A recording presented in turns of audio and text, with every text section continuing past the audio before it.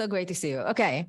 Hi, so my name is Rotem Tamir. I'm an assistant professor here in the Department of Art.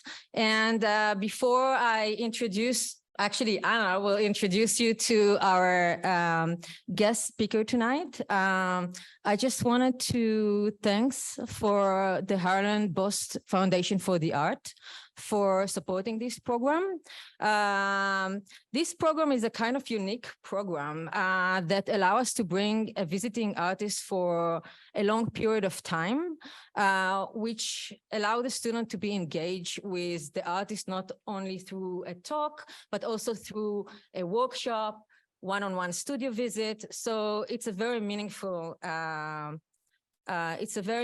interaction that students get the chance to have. So thank you for that.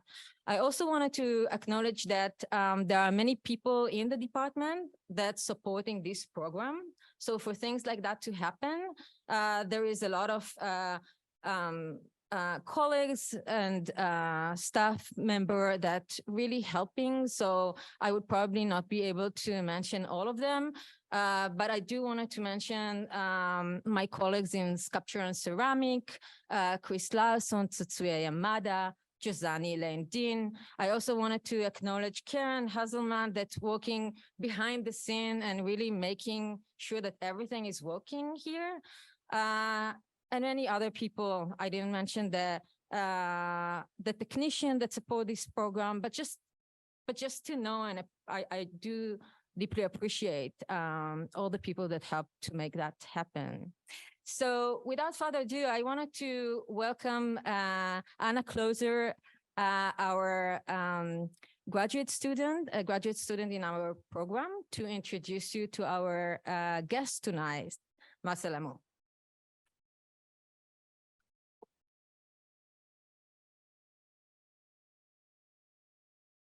Hello. I want to take a moment. I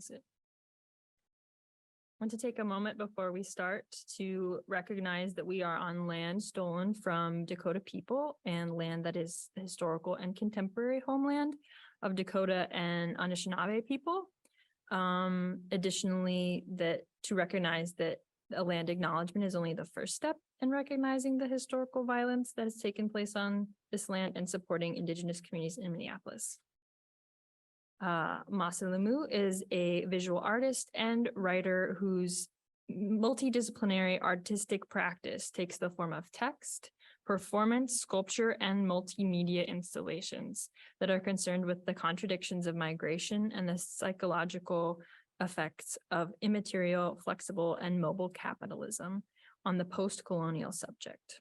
Lemu takes interventions into objects, texts, and spaces to re-enchant them. Sometimes he uses aesthetics of politics to comment on the politics of aesthetics. Lemu has exhibited at 1708 Gallery and Oakwood Arts in Richmond, Lawndale Arts Center, and at Rice University in Houston. He is a member of the Ozhopé collective, whose work has been shown at University of Malawi, Boda Boda Pan-African Video Art Festival, Collective Bureau in Cape Town, the Guggenheim in New York, City Salts in Basel, and at Gallery für Zeitgenössische Kunst in Leipzig. As a writer, Lemu's scholarly interests lie in what he calls a biopolitical collectivism in contemporary African art, which he identifies as a subject-centered and collectivist art practice situated in everyday life. His writing has been published by Field Journal of Scholarly Engaged Art, the Burlington Contemporary, Wits University Press, Third Text, Stedelijk Studies Journal, and Contemporaryand. Lemu is currently an assistant professor at in the Department of Sculpture and Extended Media at Virginia Commonwealth University. It has been such a pleasure to work and learn from Massa this week. Please join me in welcoming him.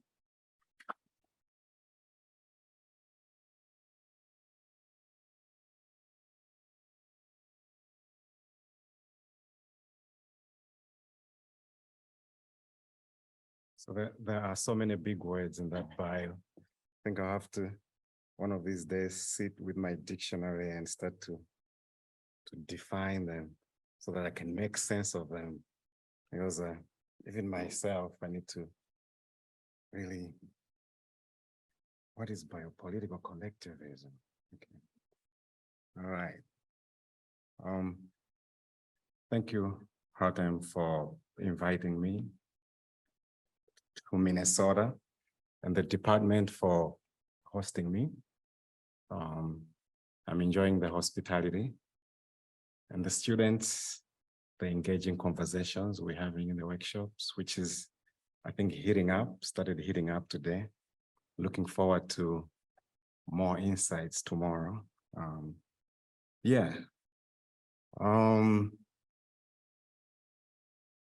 I have something in front of, so recently I've been looking at the work that I have done over the years and starting to notice some patterns. There are certain strands, I call them strands or threads that have been running through, which I had not noticed before, and trying to follow these strands to get back to their origins. And it seems like most of them, I think this will start making sense when I start running through the string of images that I have, but it seems like most of them originate from my studies at University of Malawi as an undergrad. So I did a Bachelor of Education Humanities degree. I majored in fine art, the visual arts, but did minors in literature.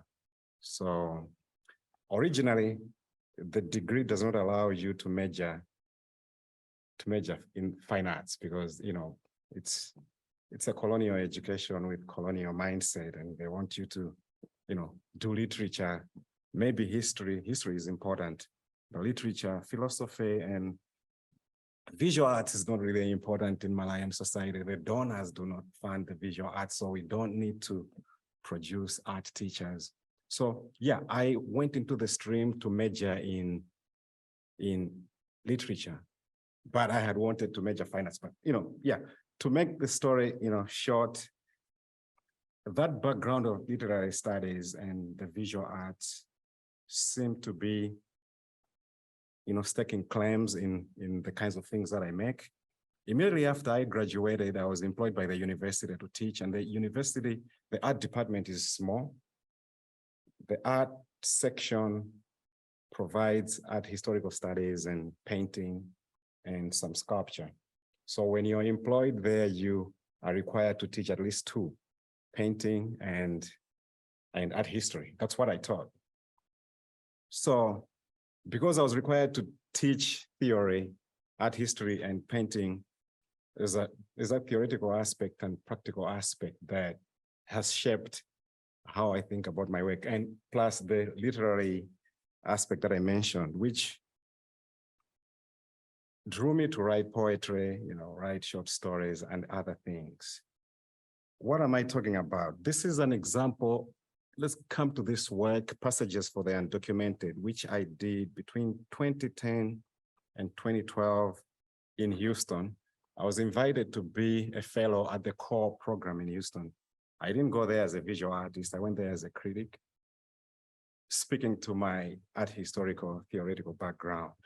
But whilst there, I had the opportunity to make work because I was a visual artist in spirit. So this work is a series of cardboard pieces, performances that I did over the span of the 2 years that I was a fellow there. So I could just go out and with a piece of cardboard with a statement and stand in the streets in the tradition of panhandlers.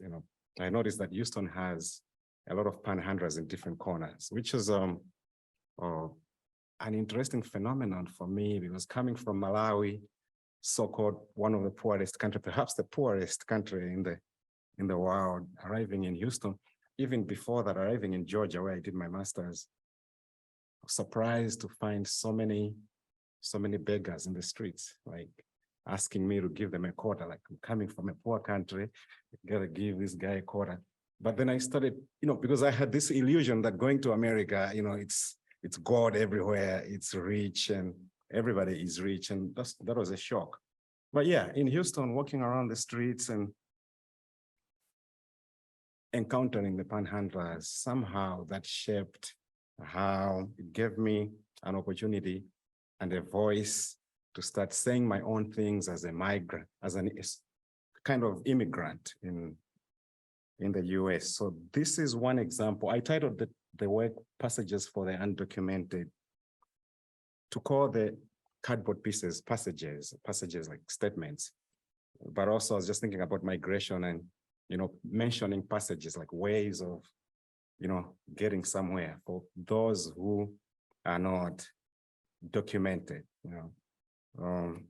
Yeah, this one, this is like just a close-up of the last image. In the beginning, there was nothing. Then it became a British protectorate, like borrowing from the biblical statement, but then twisting it to speak to colonial issues. Like Malawi was nothing, or Nyasaland was nothing, and then it became Nyasaland, the British protectorate.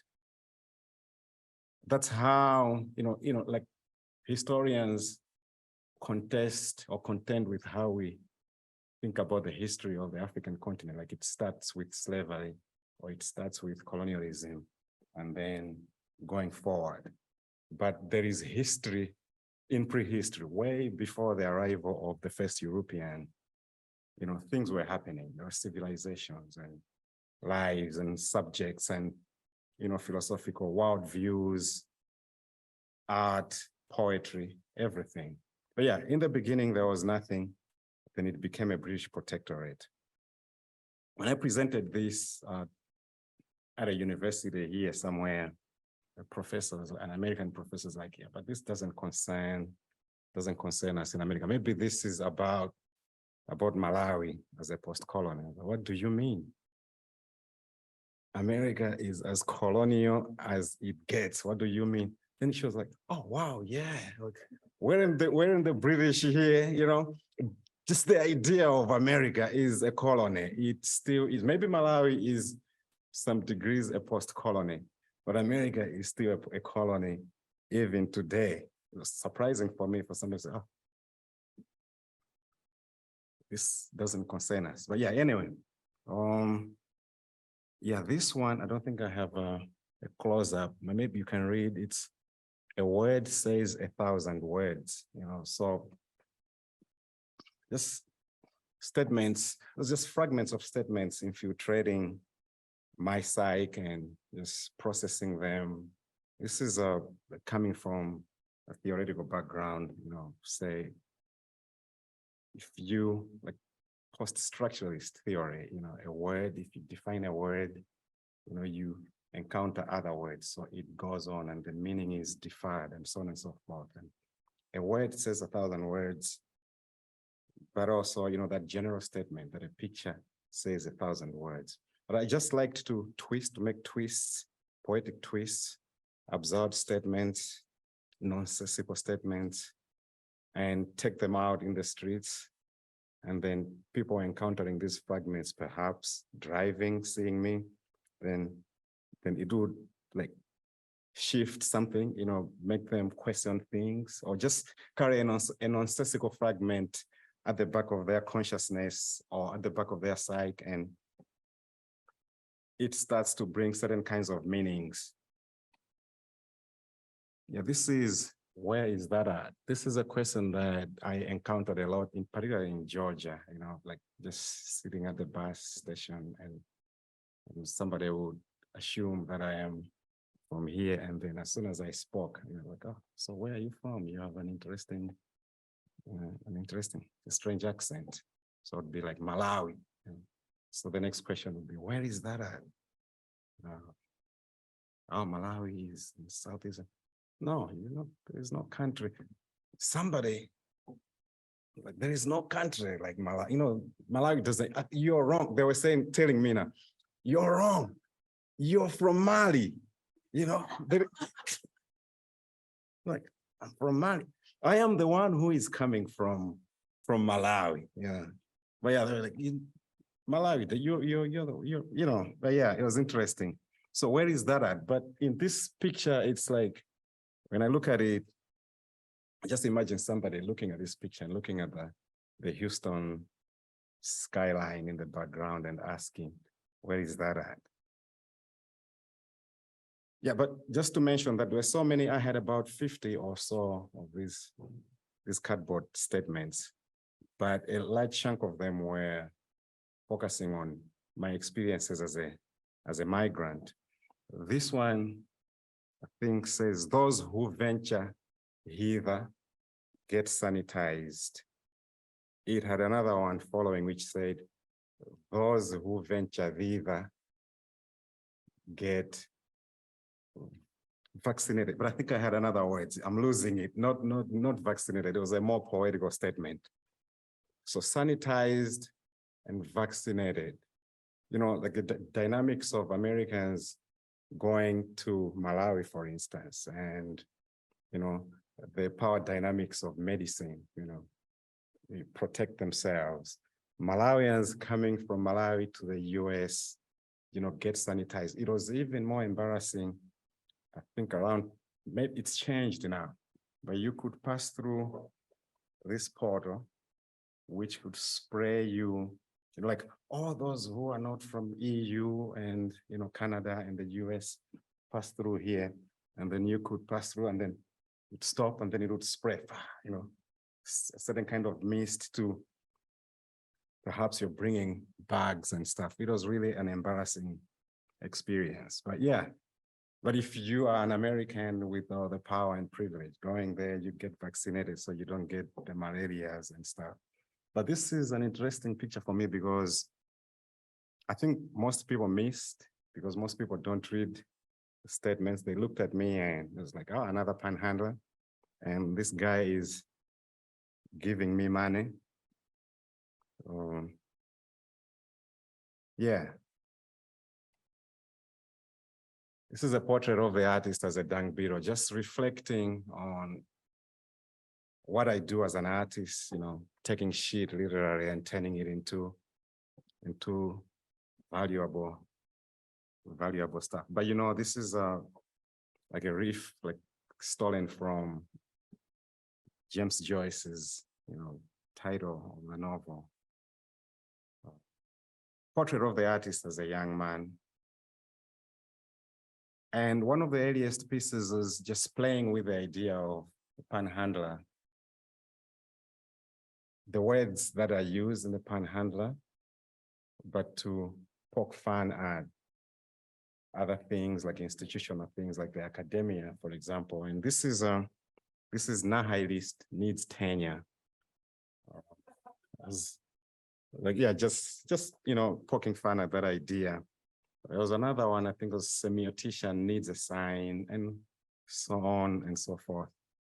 Yeah, so what also, while in Houston, I participated in this exhibition, I think it was in Dallas. I contributed an artwork. This is Bible. I'm from a Christian background, so, you know, just trying to regurgitate, to think about that and reflect on that. Took a Bible, I have some knowledge of the Bible. I know where, not knowledge as in verses, but I know where to get, you know, what in the Bible, because I grew up going to church and stuff. So I shuffled the Bible to bring out the story of the Tower of Babel, and then bound it, and then, you know, like labeled Babel on top. So it begins with the story of the Tower of Babel, where they've been scrambled and they're speaking different languages and they cannot communicate. It's like, you know, you can't build this tower, so we're going to confuse you by, so each one of you will not communicate to the other, and they disperse. And then, so I scramble the pages, like, so there are no story is following another. It was just different pages. And then, but it ends at the end with the disciples praying. They're alone in a room. Jesus has gone back to his Father, you know, in heaven, glorious. And then they start praying, and they are praying in tongues, but each one acquires their own tongue, different from the other one, but they can still hear, I think, understand what the other one is saying, even though there is a diversity of sounds. But yeah, so the issue of difference, I just thought about the Bible, like trying to extricate difference and bring it to the forth. Like, it's a very, really difficult, book to contend with. But it was because, I had grown up with these books. Like, is it possible that I can turn such, you could call it a modernist text into, say, a postmodernist text? I was in the core program, so theory was hanging in the air. So it's postmodernist in that sense that it breaks down the idea of the Bible as a meta-narrative, but there are small stories that might start in the middle and end in the middle. They don't have to have a definitive end. So you can pick the Bible at any time, start at any page, and then from Isaiah perhaps, and then you end with Matthew's, and there is no, they lived happy ever after. It continues, and so on and so forth. So yeah, but this is like an example of how, the pages are in this text. So this is the show, some of the other artworks in there. This is Gabriel Martinez, Angela Davis Park. He just went around in Houston and found these vacant lots and noticed that there was no Angela Davis represented or respected. So he just created guerrilla monuments, painted these on wood and just went around and placed them around, in vacant lots. Stephanie Jamison, both of these have become big names in the art world now. This is fast forward to 2018. Now I've come to Richmond in Virginia, but some of the politics are still boiling in my head. This is titled "The Sea Harms Bearing Strange Gifts." A friend had opened this center, which used to be a church, but the church had also a nursery where children of the members of the church would be, taken care of, hang out and in play group. But it had fallen in disuse, and they had acquired it and opened an arts center. Somehow the kids, my kid, and the lady who opened the center, used to go to the same daycare. Then because of the kids, my wife knew the person who owns the center. And I'm like, oh, my husband is an artist. Oh, wow. I'm opening this center. Can they come and show work? So I went there and found that they had these courts, a number of courts, baby courts. Okay, so what can I do with this? Yeah, you can use the courts, whatever. So they had a green fabric on them. They had been staying there for years, collected dust.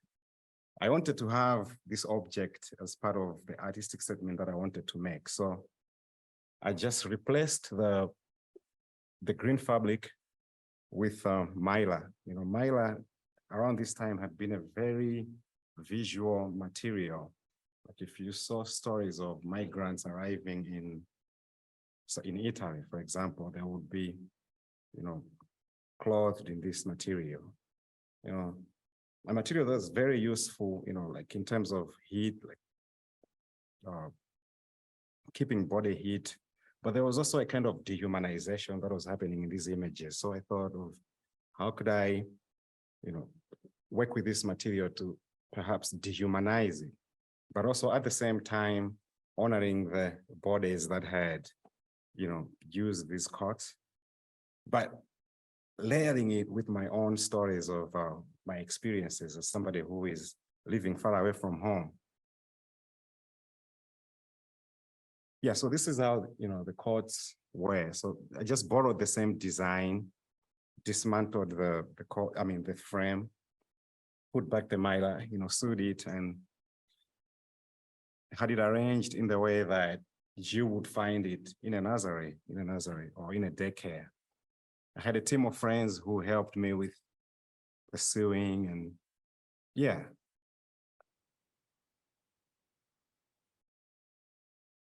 So attached to the baby cots were these luggage bags, which I had stripped of the covering and attached some tags. You can see the tags carrying statements, and then tied the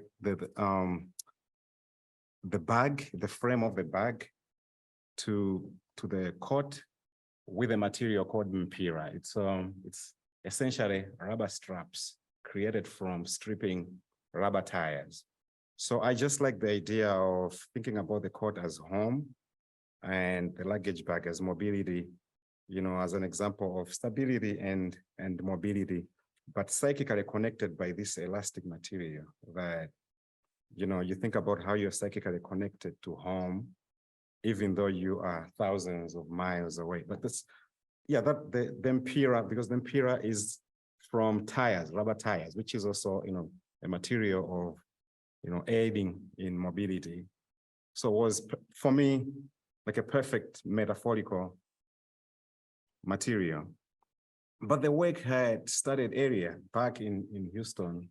This is at an exhibition called the Lawndale Arts Center, where I stripped some suitcases.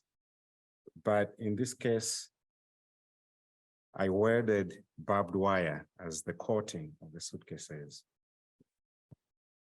It was a visceral kind of material, visceral response to issues of how, people are displaced, but at the same time are denied mobility. So you could be displaced by, environmental degradation, displaced through wars. Perhaps you might be able to cross the border into the neighboring country. But once in a refugee center, you're stuck there. People can live in the refugee center for ages. But also, just personally experiencing these borders in different spaces in America. When we think about the border as just the southern border with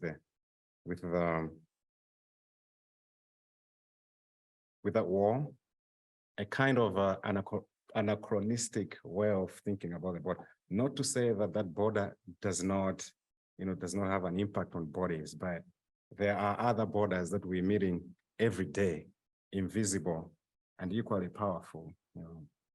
But yeah, I just wanted to present that viscerality of borders in this material. So inside the suitcase were torches and forks, little hoes, and like tools, an assortment of tools.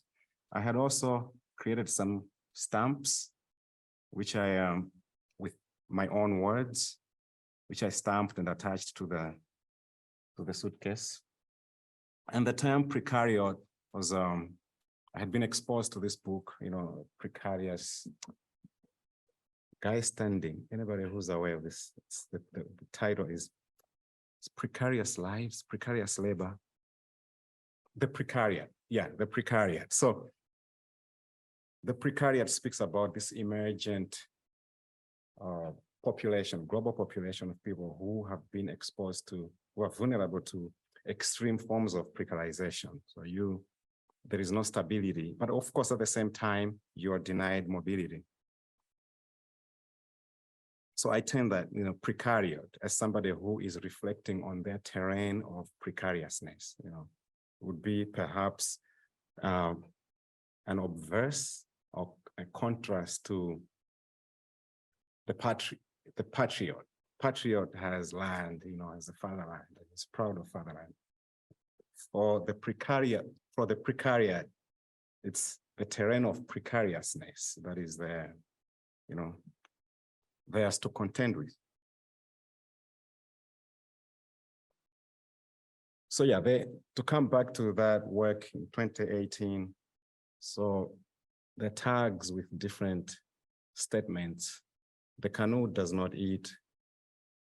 I hope there's another one. Are you able to read? Yeah. Yeah, to see dogs with belly buttons is a Malawian expression that encourages one to travel. Dogs have belly buttons, yeah, but it encourages you to travel and go see dogs with belly buttons.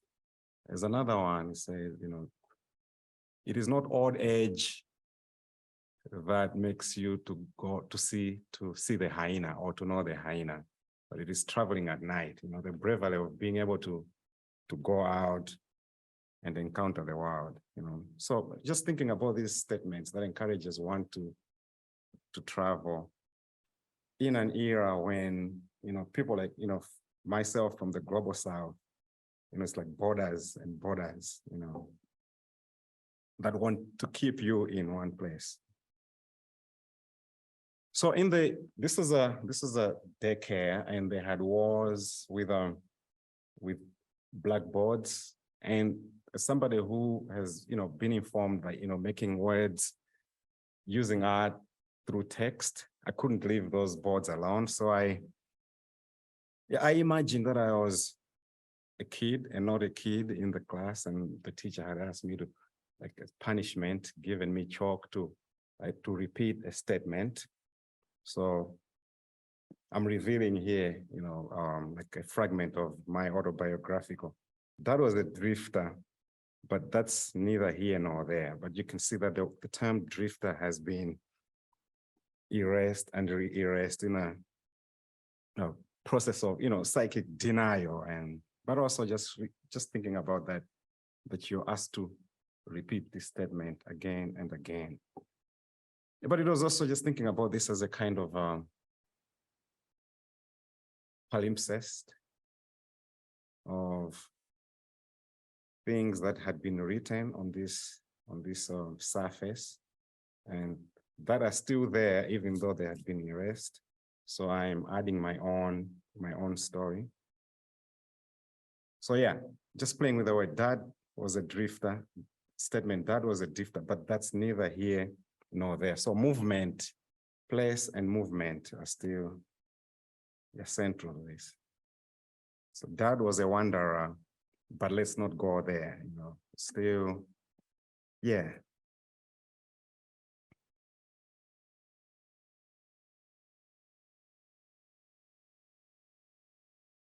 Yeah, so I slapped this, the notes with tar, bitumen, which is also, from the same materials, like tar is like a common material for, for roads and, yeah. So this is how you viewed the installation, the exhibition. When you walk in, it was on the floor. For certain details, you had to kneel or perhaps to read the statements or to see certain things that I had slipped in and around.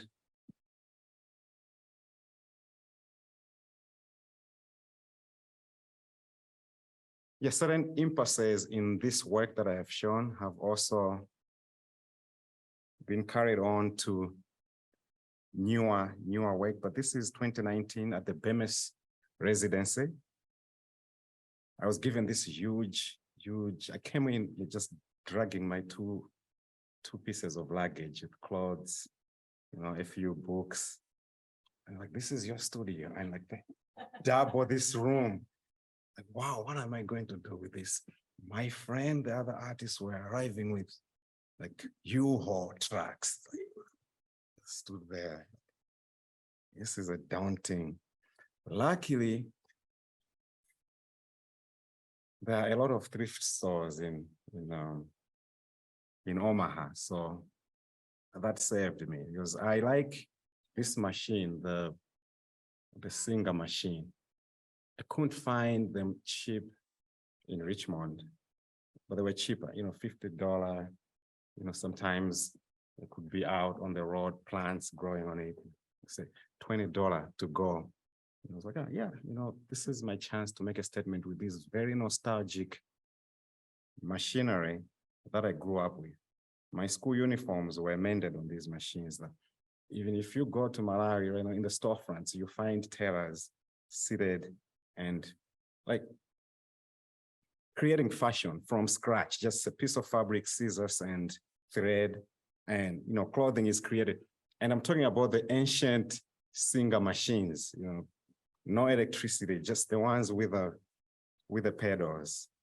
So I could go, you know, like for example, if I needed to patch my shorts, you know, my mom would give me a little bit of money and, you know, my torn shorts, school uniform shorts, and I could sit at the tailor to wait for them to mend the shorts. And I just was fascinated with the sounds that they made. And, you know, you smell the oil because they're always like oiling it to keep it functional. And, you know, the agility of the one operating it. So it's come back as a, for me, as a nostalgic object, reminding me of those experiences as a child, but also as a tool to talk about labor, issues of labor, home, memory. Yeah.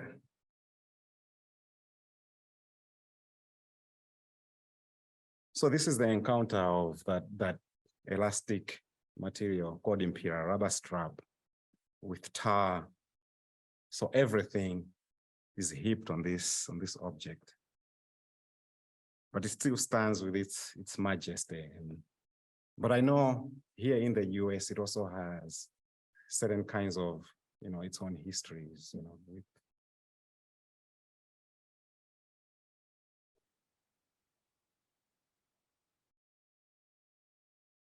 so while at BAMIS, I started this project where I take another element of my childhood upbringing. In Malawi, we have, you know, irregular power. So there could be more blackouts than electricity. And we resort to things like this lamp, the kerosene lamp. In Malawi, it's paraffin. So I used to, as a kid, sit on the kitchen table and just marvel at the design of this object.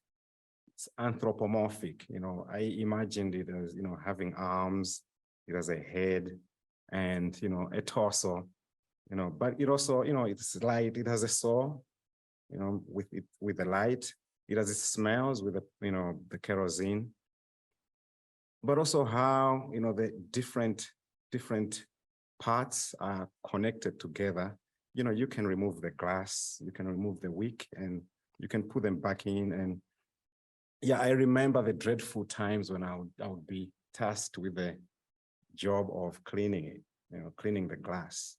And, you know, you have soap and how it would slip, you know, from your hands and the punishments that I would get, you know. So there is this is an object, one example of an object that, you know, I can sit with it and think about microeconomics of the home, where I could be sent to the market to buy paraffin, less than $1, you know, a few milliliters, anyway, just a tiny bottle of paraffin to fill the tank, maybe just for the night. But the broader macroeconomics of Malawi as a country that's still struggling with issues of electricity and power, all these encapsulated in this object. Yeah, but this is, it's gotten, you know, the work, I started by stacking the different two pieces of glass from two lanterns to create this taller lantern, and, you know, cut the frame, and I just to emphasize the anthropomorphic characteristics. You know, they come from the factory as a standardized same shape object, but my lantern is now becoming like, each has its own characteristic, each is its own person. And when it's lit, it brings this light. I look at myself as an animist, you know, with this object, just transforming and bringing out its soul. Recently, last year I was given this opportunity by 1708 to participate in the In-Light. So it was a perfect moment for me to bring the lanterns out into the public. So the best way for me, it's winter. It was in November. It's raining, it's windy. So the best way was to house these in a cabin. I had this image after reading The Poetics of Space by Gaston Bachelard. It talks about a cabin, encountering a cabin as a poetic image, encountering a cabin in the woods. So just thinking about the bright orange of the lights in the dark and how the safety that would conjure for a lost traveler in the woods.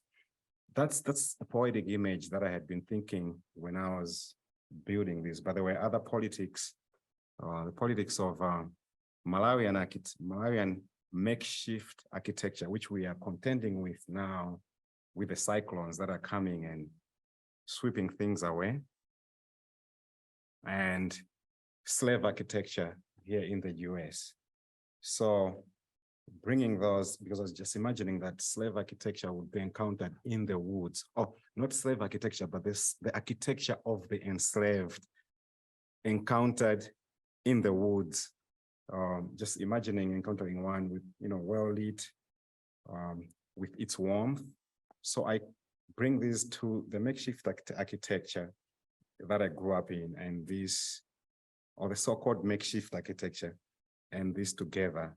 And you can see elements in this, because this was built here, the American aesthetic dominates, but at least I'm happy that I had the corrugated iron roof on top and the crest, the door, the design of the door and the windows. The rest of the look is, what I saw as the characteristics of the architecture of the enslaved. So it's bringing these different narratives together in what I called a cabin of articulated histories. So articulating different histories into this cabin, but playing also with the idea of a cabinet of curiosities. But this is not a cabinet of curiosities. It's articulated or articulated histories. So inside, I placed the 6 lanterns, 4 of which 5 were lit and one was not lit. So I think here you can see 1, 2, 3, 4, and then the other 2 are here at the top. They're hanging on a frame. So, this was an opportunity for me also to make work to dedicate to my siblings. So the unlit one is just paying homage to one of my siblings who is not with us. So it's like, who gave away her light for the rest of us to live. So it's, yeah, you cannot see it, but yeah, it's one of these. So the sewing machine is still a recurrent motif. So the viewer was able to see through the door and through the windows. But at the door, I wonder if you can see. At the door, sometimes I was just puzzled by statements, numbers that were written, I think, by census people. I grew up just looking at these numbers. Nobody could explain. Somebody would just come and ask us how many we are in the home, and then scribble things. It didn't make sense. We couldn't connect what they wrote on the door and the numbers. Like, but what is this? So, but this is 5 and 1. This is in reference to my siblings. I think I'm the only one who, maybe with me, you and me now that I am, but most people didn't even see it. It was important for me that I put it there and, maintain it as in this documentary form. The cabin was taken apart by the park, so it's just the images and the lanterns that remain. Yeah. Between 2016 and 2017, I did this series of portraits I call the Patois bourgeoisie series. The Patois bourgeoisie is a term that I coined by playing with the words pete bourgeoisie and patois. So I just think about the Malawian or the African bourgeoisie or the elite as a kind of patois, because they are a hybrid bourgeoisie, which is different from, say, the European bourgeoisie. They're a hybrid in the sense that they have imbibed the individualist, the competitiveness, and the consumerist attitudes or the values of the bourgeoisie of Europe, but they also are, rooted in Malawian indigenous cultures. So they go to the hospital, but they also go to traditional healers and sangomas and, shamans, witch doctors. They keep amulets to safeguard their jobs, So you have a politician who also, one politician was actually detained and arrested and put in prison because of, going to trespassing at a cemetery, to strengthen themselves, the magical powers, with powers to be able to dominate over their adversaries, So yeah, that's the Patois bourgeoisie, educated in, Western universities, but also at the same time, getting recourse to what you would regard as indigenous traditions. So it was a series of images that I'm not going to show as they existed individually, because they existed later in another form. I look at Kamuzu Banda here. This is Kamuzu Banda, who was the founder of the Malawian nation. He was the first president upon independence. He carries a fly whisk, which was, people feared that fly whisk, that if he whipped it in your face, then you would, like the magic powers would push you to, like he was regarded as a lion, raw and mythology. He had this mythology that, he could turn into a lion. He was a dictator for over 30 years, but he had aligned himself with Western powers at a time when others in the region, like Samora Machel, Robert Mugabe, and Julius Nyerere. Samora Machel in the south, in Mozambique, Julius Nyerere in Tanzania in the north, and Robert Mugabe in the west. So Malawi was sandwiched between these great Marxist giants. The West needed him, so he was like an outpost in the middle there, destabilizing the other regions. I was talking to Namir about how this relationship, we can still feel it. Malawians traveling into Mozambique get this hostile treatment because of his alignment with, that geopolitical, yeah.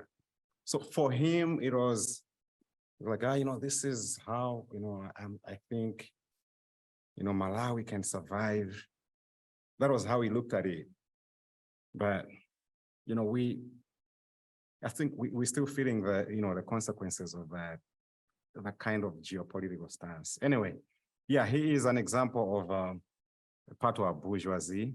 He trained in the US, was a medical doctor in the UK, came back and could transform into a lion, walked around with a fly whisk and all those things. So, inspired by the politics of Kamuzu Banda, I created my own party. But around this time, 2018, there were elections, like hot in Malawi. I was feeling like I was missing out here in the US, watching the pomp, the ceremony, the dynamism of, the political elections in Malawi. So I created my own party called the Patois Bourgeois Party. It's PBP.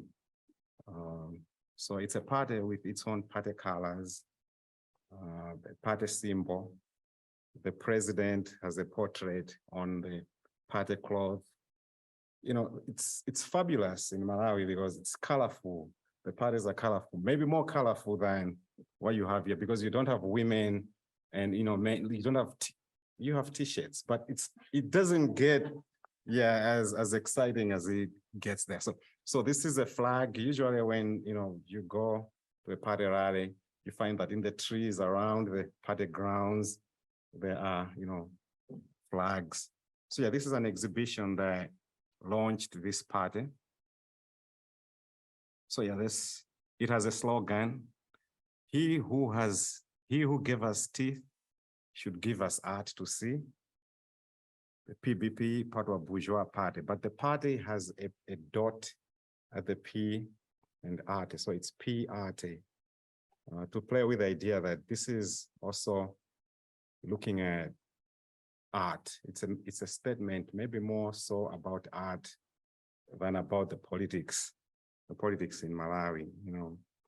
Perhaps this is an example of that idea of playing with the politics of aesthetics and the aesthetics of politics. So getting inspired by the aesthetics of politics, the party colors and, the pomp, the sounds, the performances, how the politicians are able to lure, in terms of, the languages that they use, all those aesthetics, 3D in the sense that it's colors and smoke and, let me just say, mirrors, everything, yeah, everything.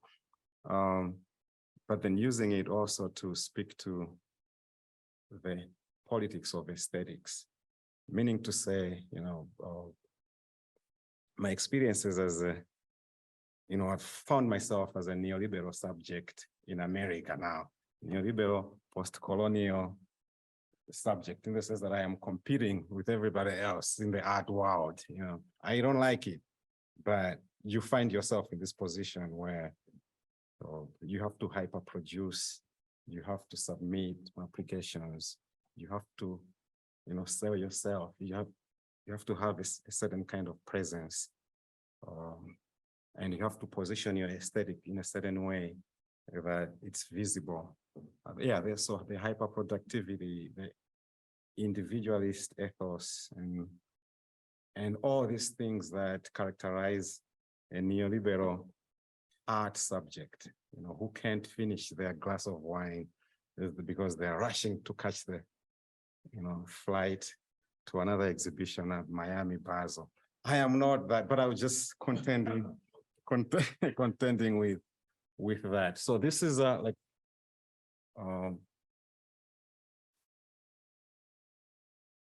one angle of the installation. It had sound.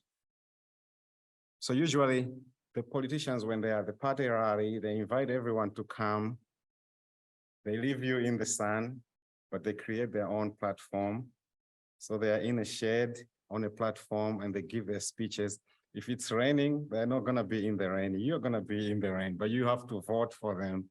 So I created this platform and put the sewing machine, and it has these huge mounds of, termite mounds that are already eating away at this edifice.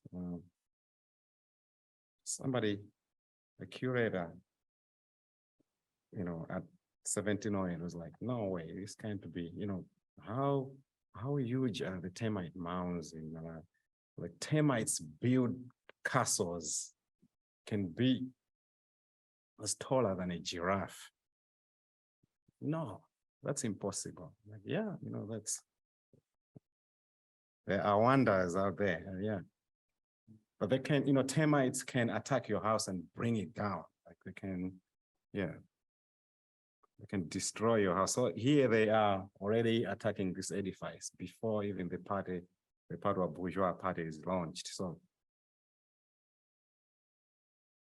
it had its own posters making, manifesto statements.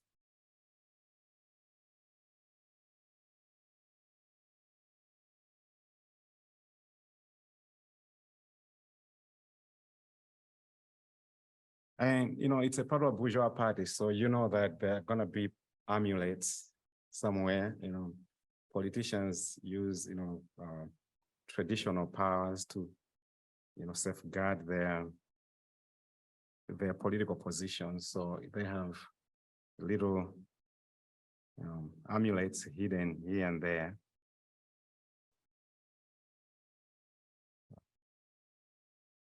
And text was predominant in this. This is performance is postponed to next elections.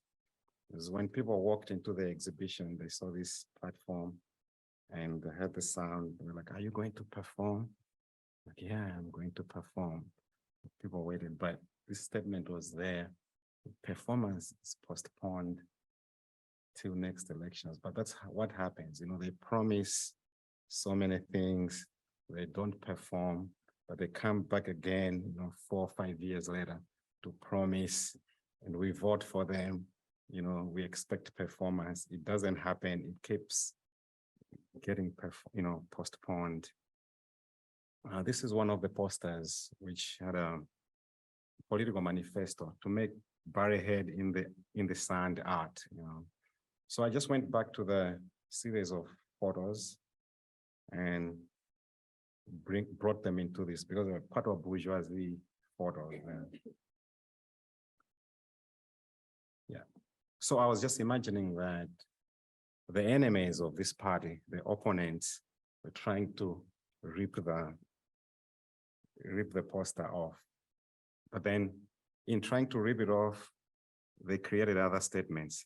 Patois became pa is bourgeois. You know, so making revelations, you know, my father is bourgeois, you know, he used to wear Pierre Cardins, you know, he loved these Pierre Cardins. Yeah, pa is bourgeois. But this is an example of Malawian posters. You know, they're not too sophisticated. Bingu is Mose Warero. Mose Warero meaning to say he is the Moses that's going to help to redeem Malawians from Egypt into Canaan. The metaphor is still there. Malawi is a predominantly Christian country, so you have those layers.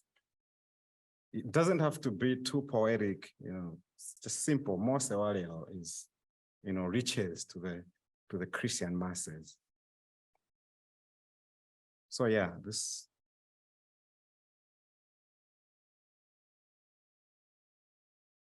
was to make more get laid, to make more get laid art, which has been torn, and to make more get aid art, to make more happy-go-lucky art.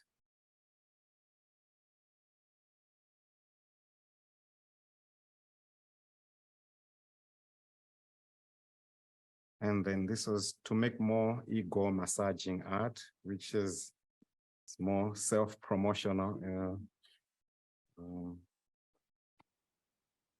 This is another tenure statement, you know, be careful what you wish for. To make more tenure-driven art.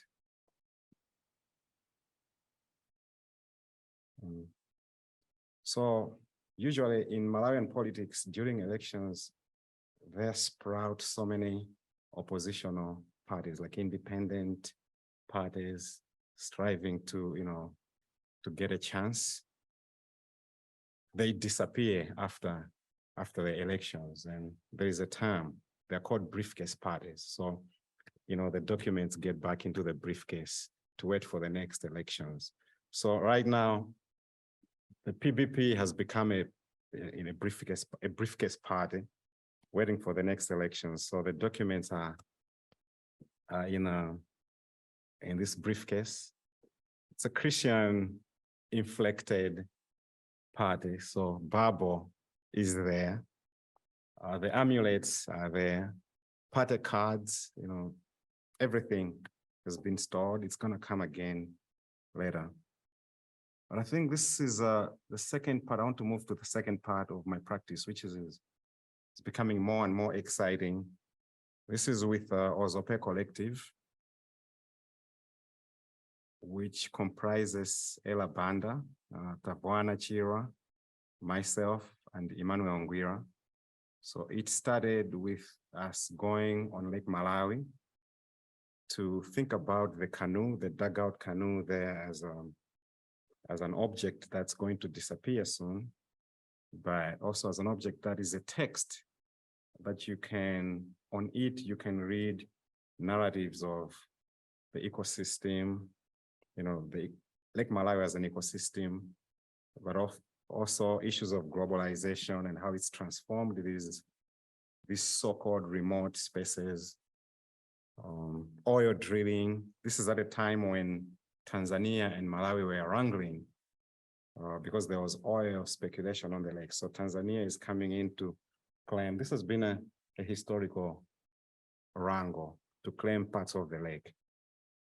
So this 2017, we started as a group, of Ozhopé Collective. We have our own logo with 4 or 5 of us in a canoe in the form of the text Ozhopé. I like the conversations that we have around the work that we do on the shore of Lake Malawi, but also outside at the university, in the cities where we show. This is a video of some of the things that we did.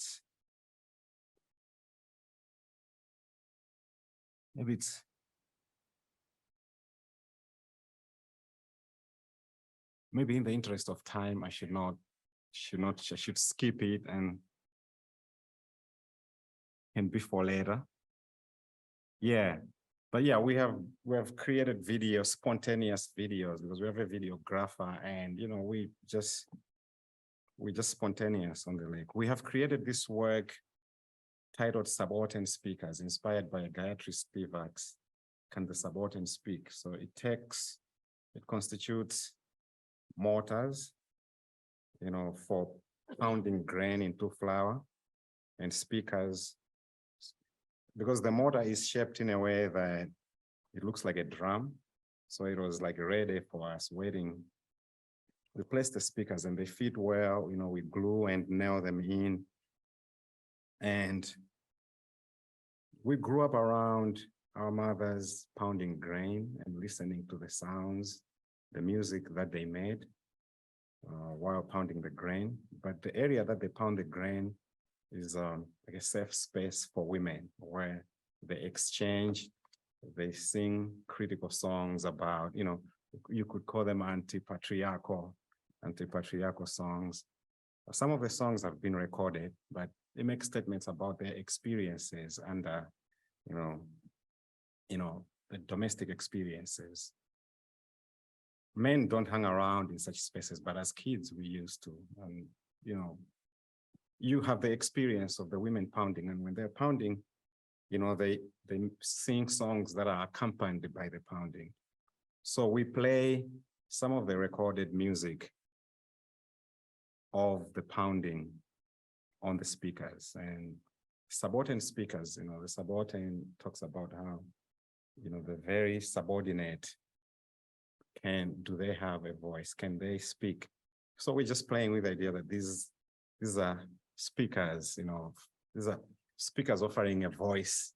It's a terrain, it's a space where women find their own voice to say the things that they want to say, to share and to laugh and to, yeah. So the songs come, from, the laptop and through the mixer and the sound.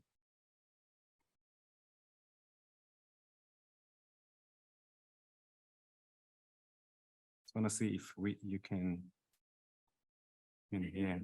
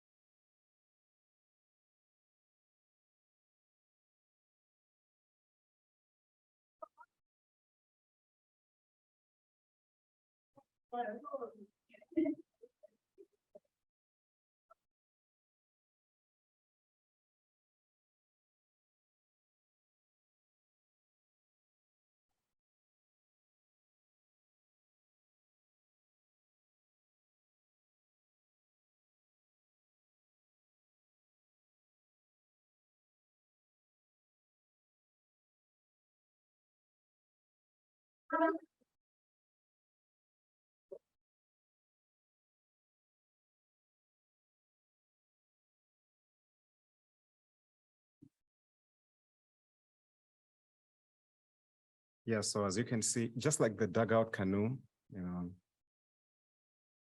the mortar is also like a disappearing tradition. There's still women who are pounding grain using the mortar and pestle.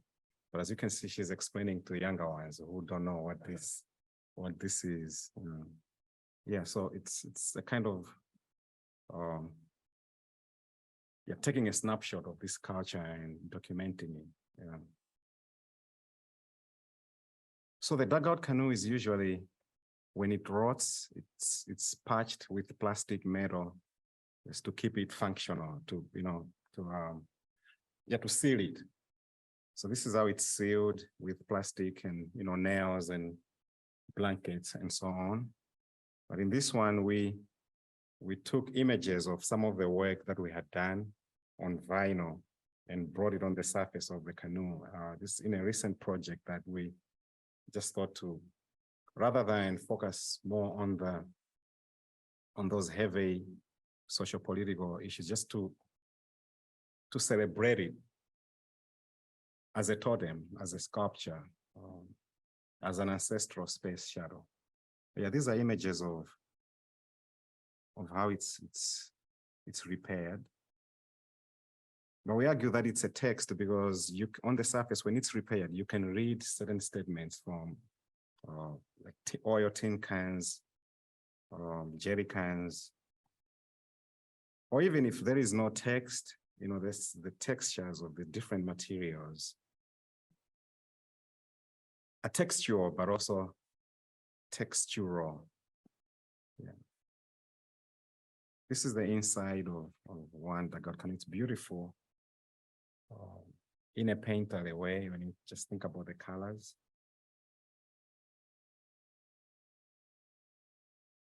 So here we're just enhancing those surfaces with images. So we usually work with the dugout canoes that have rotted beyond repair, that just lying on the shore. There's so many of them lining up the shore of the lake all along. So when we arrive, we ask the fishers to give them to us, and yeah,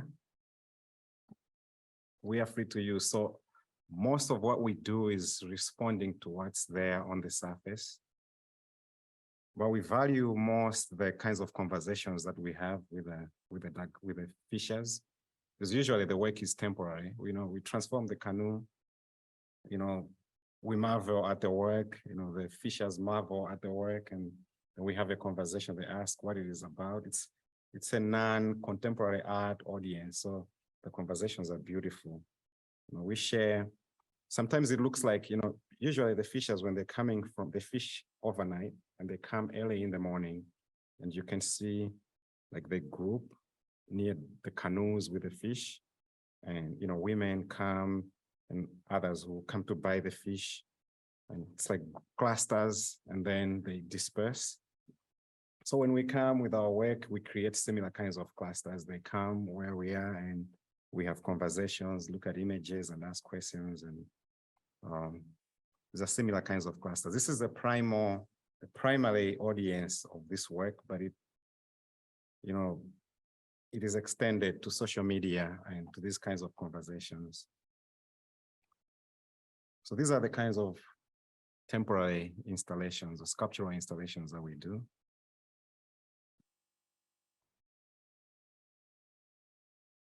Just to create temporary monuments for the canoe and look at it from different perspectives. We call it, 1,000 ways of seeing the dugout canoe. Before this, it was like people would take the canoes from the fishers and bring them home and plant flowers in them, and we are extending that kind of aesthetic outlook to other ways of thinking about this. So this is the dugout as totem. So the dugout as text. The dugout as totem is a kind of animistic way of looking at it. It is a totem because it belongs to a family and it has stories, in the ways that totems can carry stories of clients or families or of those who possess them. So with the images that we add there on vinyls, you can see the images. We're adding layers of our own stories to the stories that the fishers have on the surfaces. This is the dugout as shadow. Just a surreal image of a mask rowing the canoe, but suspended in air. So the certain kind of masquerade dance and rowing share the same word in my vernacular language, Chichewa. So it's kupalasa. Kupalasa is a way of dancing, but also rowing. So we just compressed that in this one image. Recently we experimented with this idea, extending it to the context of Geneva. So you can see the Alps in the background, Lake Geneva. And we brought the spirit of the canoe, how it is repaired with the different materials, onto a boat that we found there. We couldn't bring the dugout canoe. We're not interested in bringing it, but just the spirit and the aesthetic, just to tie the two lakes, Lake Geneva and Lake Malawi, together.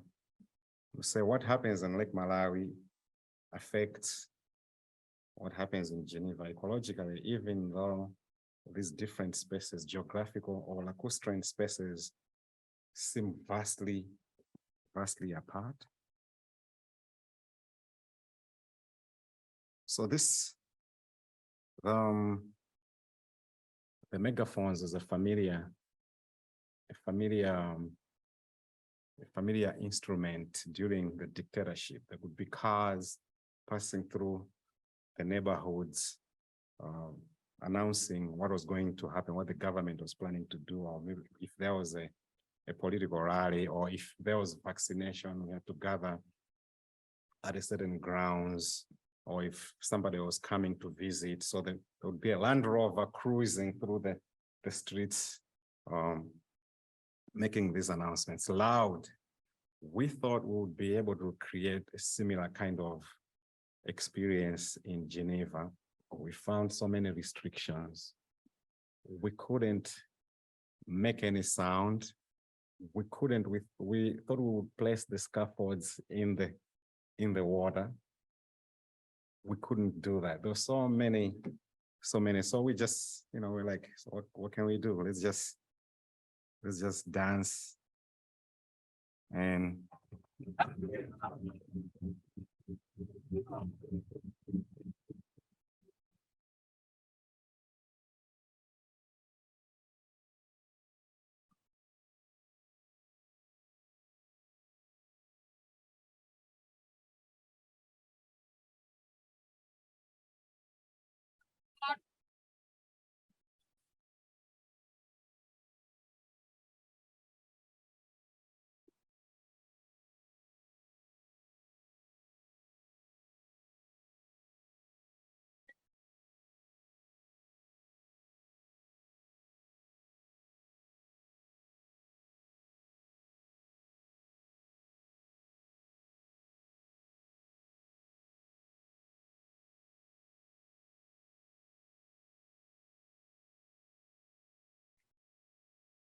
yeah, so the song says, if I had money, I would go home, which, speaks to labor and migration. So people who are far away seeking greener pastures would want to be home with their families, but it's because they don't have the money, so they still have to. But this is a song from the Gule Wankulu masks, which, people tend to think of these masks as stuck in a certain kind of past, but they are dynamic, like, for example, in that song, speaking to issues of migration, and very contemporary issues. Yeah, so we are in Switzerland here, wishing, just give us the money, we go home, but that's the last